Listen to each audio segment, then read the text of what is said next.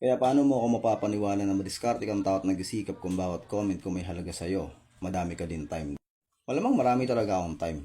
Kasi content creator ako. 'Di ba? 7.5 hours ng buhay ko araw-araw is nakalaan sa social media. Mag-isip ng content, mag-edit ng content, gumawa ng content, tumingin at mag-reply sa mga comments, tapos maghanap ng mga gantong klaseng comments na pwede kong gawa ng video reply pag tinatamad ako mag-isip ng content. Pangalawa, paano mo ako mapapaniwala na madiskarte kang tao at nagsisikap? Hindi naman kita kailangan papaniwalain. Hindi ko kailangan papaniwalaan ng ibang tao na nagsisikap ako at madiskarte rin ako. Bakit? Reminder lang sa mga tao, it is not your obligation to prove anything to other people, especially kung wala namang mga ambag sa buhay niyo. At sa ibang tao naman dyan, saan nyo kinukuha yung lakas ng loob na isipin na dapat yung ibang tao may pinapatunayan sa inyo?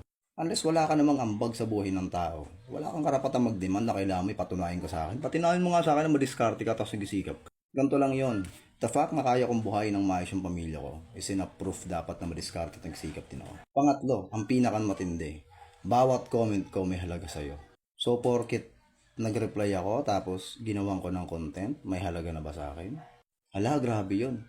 Ito yung common misconceptions ng mga tao na pag nagbigay ka ng konting oras sa kanila o kaya may pinansin kang isang bagay, ibig sabihin daw may halaga ka na. Kaya ang dami nasasaktan lalo na sa usapang pag-ibig, sa pagmamahal.